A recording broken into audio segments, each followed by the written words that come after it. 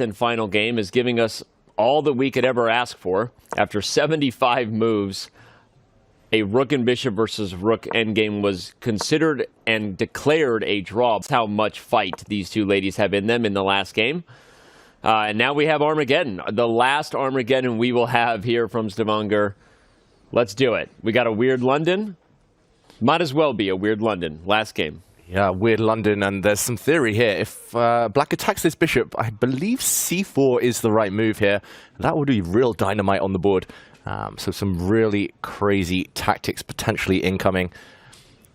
Anna, this looks like Vaishali first to switch things up, first to try and spice up this game. Yeah, and I think she's right to do so. She wasn't doing too well in the classical game. Double exclamation mark by the way through the move that David mentioned, sacrificing the bishop. It's dynamite, literally on c4 right now. Huge bishop sacrifice. Pia says no. If the bishop had been captured, there would have been chaos in the center. There would have been actually some tricks against the hanging black knight as well. So, of course, that wasn't a free gift, and Pia's done her homework. Impressive stuff. She's trying to neutralize White's attack here. At the right moment, she will take this bishop and rid herself of that pesky, loose black knight. Yeah, that is the plan. So instead of accepting the sacrificed piece, this is a lot more solid of an approach and the right approach from Black's perspective. Pia knows her theory. And she only needs a draw. Reminder, this is Armageddon. She only needs a draw. Black has draw odds, but White has more time. This is our final game of Norway Chess 2024. So buckle up, everyone.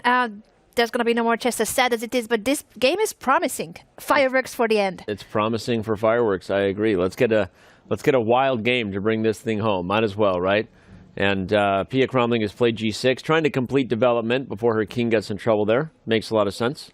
Yep, she would love to fianchetto the black bishop and get the black king castled as quickly as possible. But watch out, there are tricks. If you play a move like bishop g7, there might be rook takes h7 ideas and bishop capturing on g6. Bishop taking g6 is a threat right now. The black rook on h8 is unguarded, and pressure along the h-file. Pia with some questions to answer, definitely on the defensive in these early stages.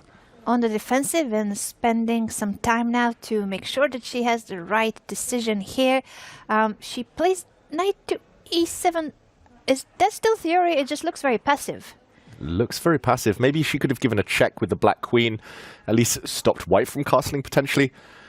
My one thing I will mention with Pia, she's played very safe at the critical moments, and often it does come at the cost of her active pieces. She's often retreating. In the classical encounter between these two, she was winning this endgame 2 pawns up. Then she started pushing her king back to the back rank, bishop back. She allowed some simplifications. Feels like she just wants to play it safe here, but there's not much playing it safe, and the blue arrow appears. I was going to say, the blue arrow appears because queen e2 threatens bishop takes g6 with check. That's a huge threat. Huge. The knight can't take because it's pinned to the king, and if h takes g6, wow, and she finds king f7. Look at that. No fear. It's the delayed bong cloud. You were going to call it, it's the reverse delayed bong cloud, kind of. Almost. You know, you need the e7 square, theoretically. But the idea, the spirit, is the bong cloud spirit. I agree. You know, sometimes that's all you can hope for. The spirit of the bong cloud. That's right, and finally makes an appearance. The White King not doing the same, though, not stepping forward. It steps to the side. It castles. Nice safe haven for the White King on the b1 square. Pia offers a trade of light squared bishops. I'm slightly surprised by that one. Normally, you don't really want to trade off one set of bishops if you've got the bishop pair. But ultimately, I think she just wants to trade as many pieces off as possible because a draw does favor black in the Armageddon. She wants to end this event on a high. Okay, the White King goes all the way into the corner, shuffling, doing its work, doing its work out there, exercising all the way over to a1, Anna. Yeah, you love to see. That's a very safe king. Watch out for back ring, though. That's the only thing that the king is not safe from. And black is taking the c5, very logical move. I'm guessing Pia will also want to fianchetto her bishop. The dark squared bishop is still yet to be developed, and connecting the rooks, that move would do both in one. Okay, first a bishop trade. Looks relatively healthy for black. It does cause a bit of discomfort, the fact that your rook is tied down to the h-pawn for now, but at the right moment, you might even push the pawn to h5 and finally centralize your rooks. Symmetrical-ish pawn structure. It's funny, the computer likes white here. I'm like, I don't know. I think black is fine. I mean, I know the activity of the rooks on the e and the h file, are optically better, and certainly white has a little more space. But the bishop long term is a good advantage, right? And the d4 pawn is stuck on a dark square. So at some point, if it were totally safe, you would try to get that bishop free. Do not do that right now. Pushing the f-pawn would be absolute suicide. White brings in knights to multiple different squares. But okay, I think Pia's long-term chances here are good. That's what I'm trying to say. She's only down 2 minutes on the clock. Remember, she started down 3 minutes. So all right, Pia Cramling. It wasn't in classical, but what can she do as black here in Armageddon? Yeah, Stay solid, hold. Yeah, I agree, Anna. That clearly is her strategy. Will it be a happy note for Pia Cramling? The white queen slides across. I'm given a question mark, but I think that's a bit harsh. Looks like a decent move posting up on this diagonal. It's maybe making the opponent a bit nervous, especially in Armageddon. Maybe there's something better for white, but now the knight moves. H5 will soon come. The black rooks will be free. I think it's just a level position. The better player, the more on-form player, is going to win this one. Yeah, and I think the time, as it has been with most Armageddon games, will play a crucial role. Vaishali has been really good in time pressure situations, so Pia definitely needs to make sure that she doesn't go very low on time. Clever move, g4. Don't get distracted if you're the black queen. Don't grab this pawn. It's poisoned. The d-pawn would have fallen. The black queen a bit overstretched there. Instead, Pia Cramling advances her knight. Maybe in the wrong direction. Her king slightly uncomfortable. The white queen moves, hitting that knight back, forward. Where do you jump? She might have to go back, but it feels like her idea is to go forward. Knight c4 is on the board. I was going to say, could she have just protected the knight so that bishop f8 was coming? I think that's why the computer liked black, because the bishop could relocate with tempi, and maybe black gets some initiative going on the queen side. But we'll never know, because right now we've got more action coming to the c-file than we can keep up with. So, okay, question for both of you. Is greed good? Do you grab or do you not grab? I think Vaishali is looking at the other side of the board, isn't she? I thought she wanted to push g5, yeah, I and love it's that happening. Move. Good call, Anna. Very good call. g5 is a great move. Black's king feels the heat now. You don't really want to push the pawn forward to f5 because there will be an eternal hole in the center of the board, the e5 square. Even if you don't jump immediately, that will be a launching pad for the white knight. What else to do, though? Not clear now, suddenly. Very hard, and probably that's why this whole idea with knight a5, knight c4 was criticized by the engine. It allowed white the time she needed to push g5 and weaken the squares for those knight jumps.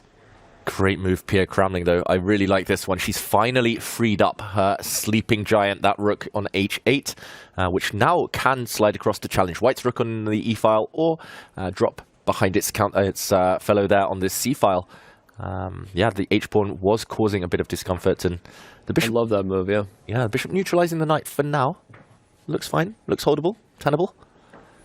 Black's position. Yeah, and again, long-term features are good for black. So the pressure for Vaishali is real, but you'd like to take advantage of the king on f7 somehow. But if more pieces get traded, you have even less chances. So you take f6, and what's next? Black will double rooks on the c-file, and if the pieces simplify, Pia's in a great spot. Oh, more pieces getting traded. She gives a check, and now she has an e-pass pawn threatening to win the queen with e6. Baby fork, as I learned it in PogChamps. The baby fork. That's a new phrase for me. I should have been paying more attention. That would have been nasty, but rook e8 stops that threat in its tracks. No baby fork here. Baby shark's in my head now. Oh god, what have you done? What have you done, Anna? You can also exchange shark with fork. Baby fork, do. Baby, we are losing our minds after 6 hours of It's been a long 10 days. in Norway. Been a long 10 days, and we have crowned champions. If you missed it, Magnus Carlsen is your Norway chess champion. Wenjun is your Norway chess women's champion. Great interviews. They'll probably be thrown up to our YouTube channel at some point. If you missed them, you can check them out in full. But we'll get into all that, remind you of how it was in just a little bit. Right now, we've got baby fork, do. There you go. Yeah, and black's a pawn down. Pia did drop the a7 pawn. I think Vaishali decided, I might as well grab something to cling on to long term. Black's king not entirely safe either. The blue arrow appears. Pia Cramling, she's not reaching for her rook. Again, safety first. That's the name of the game for Pia, but retreat in the last game with her king back to g8 was a mistake. It is again this time around.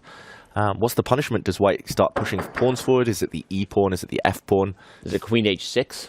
Ooh, I don't know. I mean, looks tempting, especially for an Armageddon game. yeah. And she pushes f3. Solid. I was expecting f4, but of course she also is trying to make sure that she's not blundering anything. She stops that blue arrow move from the last turn. Rook to e4 was a bit of a threat, hitting the e5 pawn. So not the most ambitious f3, but okay, keep it control. But it also prepares g4, speaking of ambition, right? So it guards rook e4, and she might be playing g4. I wonder if that was her idea with f3. And indeed, she does it. I was going to say, Vaishali the Destroyer. She didn't earn that nickname lightly, okay? She's got chaos on the mind, and she's going to go for an attack here. I love that move. Yeah, g4 for the score. d4, will that score? Hitting the white queen. The white queen now has to choose. Do you step forward? Do you kind of jump into h6? You've got to be a bit careful about a counterattack against the white a2 pawn. Pia might get ambitious if the white queen flees too far from the center, from the queen side. Yeah, this is going as I guess Vaishali wants it. She is in a must-win situation in the Armageddon, but she needs to play it precisely too. Queen to d3. It seems like it wasn't the right square for the queen. The computer is judgmental. Ooh, Pia throws a pawn away just to try and lock down the king side, but she should have been looking at the other flank. She's not going for the white king, which was a bit of a sitting duck in the corner. We saw the arrow appear. Some huge threats actually against the white king over there. There would have been some tactics on the board, but okay, it's all about the other flank, and the bar drops again. Maybe Vaishali could have just grabbed the h-pawn. Now Pia, it's her last chance. She has to go for the white king. Otherwise, it's too late. Otherwise, she's just going to get steamrolled in the center. f5, a huge threat. She has to create counter threats now. Rook a8, hitting the a2 pawn. If a3 there's rook c3 ideas. So yeah, she really needs to find rook a8, and she's doing it. I love rook a8. Here comes rook takes a2 with check, discovered checks. Wild stuff could be happening here. Rook c1 is a nasty checkmate in 2 threat as well, throwing the rook out the way to land the queen on a2. I mean, queen b3 still walks into rook c1 right now, and a pin on the a file will make the white queen pretty much undefended there. And a3, rook c3, you already called it. That's a problem. Yeah. She has to find this now, Pia Cramling. She'll be forced to find rook c3 after a3, otherwise she just loses on the spot. She's pawns down, the black king not safe. Vaishali suddenly realizing it's no longer one-way traffic. Yeah, I'm watching Anna stream at the same time. She's getting very excited. I would love to know what's her heart rate in this moment, watching her mom's game. Wow. I am excited, and I'm wearing a Fitbit. Maybe I should have checked my heart rate. White maybe has to play queen to b1 then, if not a3. Queen to b1, the black rook slides to a4. That looks scary, but you maybe can you're right. play a3 there, I say, with a slightly elevated voice. Yeah, maybe a3, and you have to calculate some sacrifices. So much to calculate, but only 1.5 minutes for Vaishali. She's lower on the clock, despite starting with 3 extra minutes at the beginning of this game. Yeah, this went wrong, big time. Huge. Yeah, I don't think she expected the counterplay on the a file. Yeah, it is an illusion. It looks like there must be some way to keep the white king safe, but no. The a file is going to get just ripped open by one of the black rooks sacrificing itself, and the clock. Vaishali needs to speed up, but where? How? Is it a3? Is it? Oh, b3 looks ugly. Landing a rook on c3 now. I think Pia's actually going to take this. I think she will win. And the time situation is making it even harder for Vaishali to find something that is already really difficult to find. The defense here for white. Yeah, and David's already pointed out all the blunders. If queen to b3, rook c1 check, and then you win the queen. If you don't stop rook c1 check right away, you're losing in 2 moves. a3, there's rook to c3 for black. And again, after a3, rook to c3, you can't take it because rook takes a3 will be followed by a checkmate attack. This is... Vaishali might flag if she doesn't make a move. This is only move 32. There's no increment for another 8 moves. She plays b3. Oh, rook c3. She has to be really careful now. If she takes the pawn, there's going to be sacrifices on a2. Yeah, queen takes a... Sorry, rook takes a2 and then queen takes b3. No, she backs up, but that just hangs the b3 pawn straight up, right? Queen takes b3. Yeah, take it. No reason not to. b3, threatening rook c2. Oh, this has turned so quickly. Vaishali, she didn't have her eye on the ball there on the queen side. But aggressive stuff. I wonder whose heart rate is beating faster. Anna downstairs, or Pia right now. She looks so calm the way she's doing it. Queen takes b3 on the board. Queen b2, queen trade offer by Vaishali. Pia doesn't need to accept it. She could just slide the queen back to, for instance, c4 and continue threatening rook c2. Yeah, and this is one mistake she has made a couple of times in the tournament, trading off, simplifying when she's on the front foot attacking.